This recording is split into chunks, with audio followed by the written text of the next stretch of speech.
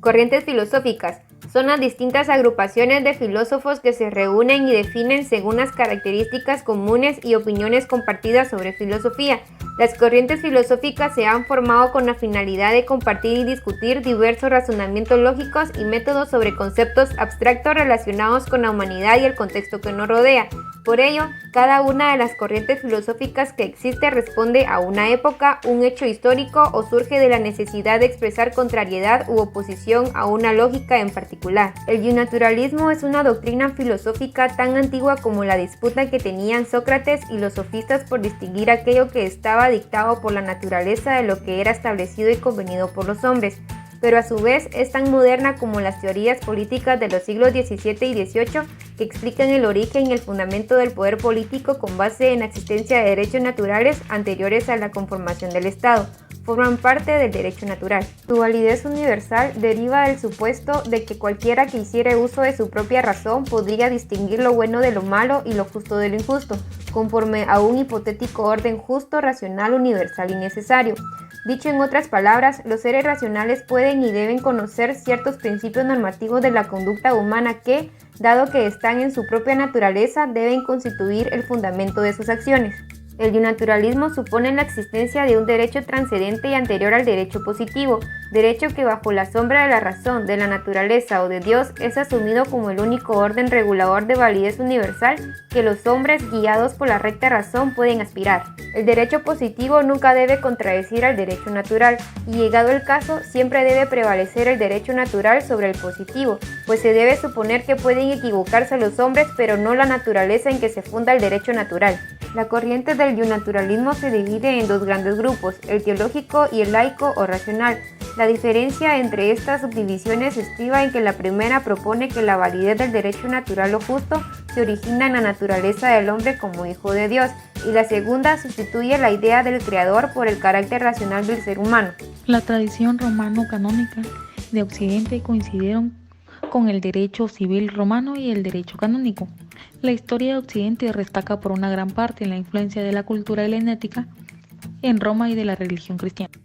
Cabe destacar que el Antiguo Testamento presenta el derecho como la voluntad de Dios y el Nuevo Testamento tiene la idea que la voluntad divina era la creadora del derecho.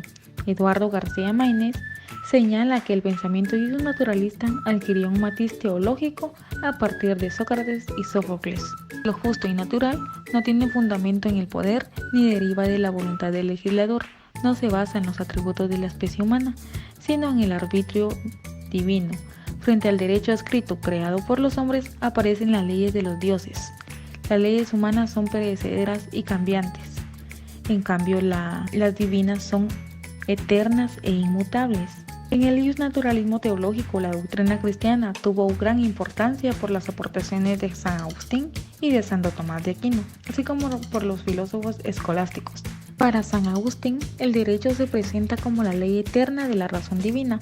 Al lado de la ley eterna se encuentra la ley natural, que es la ley eterna inscrita en el corazón y la conciencia de los hombres. Santo Tomás de Aquino, en la Suma Teológica, sostiene que la ley no es otra cosa que el dictamen de la razón práctica.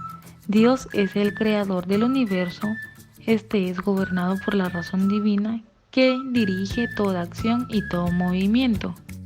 Los filósofos escolásticos estudiaron y desarrollaron las ideas de San Agustín y Santo Tomás e impusieron una nueva orientación al sostener que era voluntad de Dios que el hombre fuera un ser racional. Por lo tanto, estas leyes humanas no debían contrariar a las leyes divinas. Ius naturalismo laico o racional. En la evolución se puede percibir un hilo conductor que permitió la transición del ius naturalismo teológico al laico o racional. Lorenzo se encargó de separar el derecho y su ciencia de la religión y la teología. Para ello se apoyó en la obra de los filósofos escolásticos, quienes abrieron la puerta del carácter racional del hombre como elemento fundamental del derecho. Grossi afirmó que el derecho deriva del appetitus socialis, del appetitus societatis que tiene el hombre, es decir, para él el derecho no es otra cosa que un producto que resulta del apetito social o de sociedad que tienen los hombres para vivir en grupos organizados, donde impera una fuerza común bajo el imperio del derecho natural y de la razón. Este derecho natural es dictado por la recta razón de los hombres, que indica cualquier acción que deba corresponder a la misma naturaleza racional del hombre, porque el derecho se reduce a su contenido intrínsecamente justo o natural. No se propuso separar el derecho de la religión, pero sí de dar mayor importancia al carácter racional del ser humano en la creación del derecho y no como simple manifestación de la voluntad de Dios. La consolidación de la separación entre la ciencia del derecho y la teología se logró básicamente para el desarrollo de la escuela del derecho natural, que se fundó en los movimientos de la Ilustración y la Enciclopedia. La Escuela del Derecho Natural comprende dentro de sus principales exponentes a autores muy diversos como Thomas Hobbes, Christian Wolff y Immanuel Kant, entre otros. Sin lugar a dudas, no obstante algunas diferencias accidentales, existe una gran simetría sustancial entre ellos, porque se basan en un sistema conceptual semejante para explicar qué es el derecho. Estos filósofos coinciden con la idea del appetitus societatis de Grocio, que se identifica con el pensamiento genérico del contrato o pacto social, que recogen bajo diversas acepciones para explicar la naturaleza y el fundamento del derecho. Para ellos, el derecho sí es producto de la naturaleza de las cosas, pero no deriva de la voluntad divina, sino del propio ser humano, principalmente de su carácter racional y social, sin olvidar otras de sus características como la libertad, la vida, la seguridad, la propiedad, entre otros, que lo han obligado a crear por su voluntad y de manera artificial un órgano que se debe encargar de proteger sus intereses de conformidad a la naturaleza misma del ser humano, al pasar de un estado o sociedad natural a un estado o sociedad civil. Para el iusnaturalismo laico o racional, el derecho deriva de la naturaleza humana no por ser hijo de Dios, sino por su calidad racional y social. Sin embargo, ambas posturas reducen el derecho a un contenido intrínsecamente justo o natural, ya que para los iusnaturalistas, tanto teológicos como laicos o racionales, el derecho es un valor justo o natural. Iusformalismo. La apertura que experimentó el iusnaturalismo al desarrollarse de la corriente laica o racional permitió que de la explicación del derecho como algo de acuerdo con la naturaleza del hombre como ser racional se pasara a una concepción del derecho como producto no de la razón del hombre, sino de su voluntad. A esta doctrina se le identifica comúnmente con el nombre de positivismo.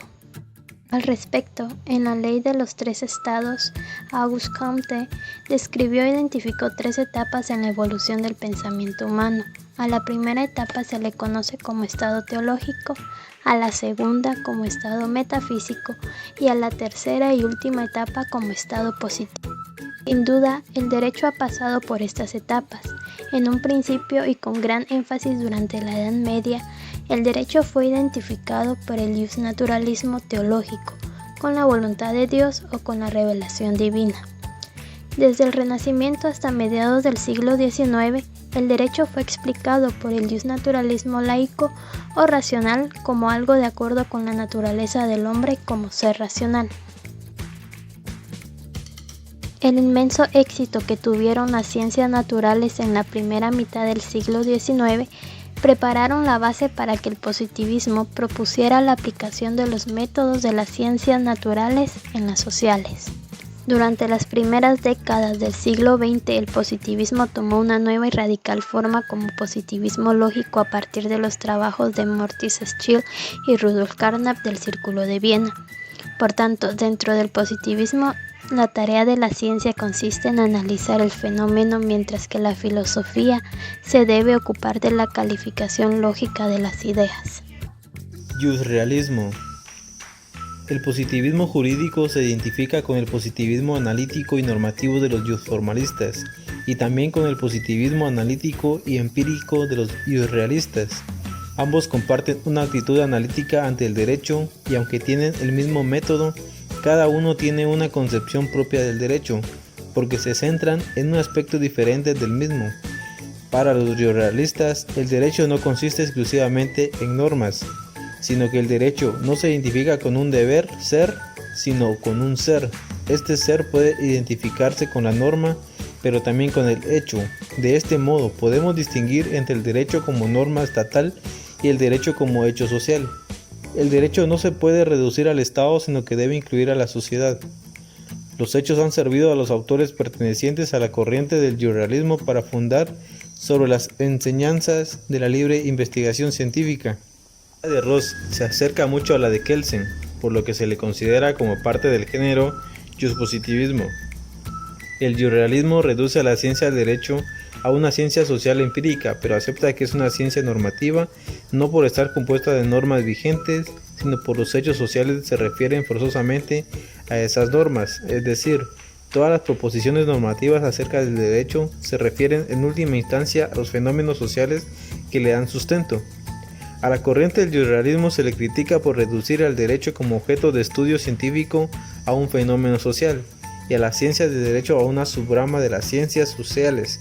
Asimismo, aunque se reconoce la existencia de un dualismo entre hecho y norma, le da prioridad al hecho, es decir, a la conducta del hombre sobre la norma que la regula formalmente.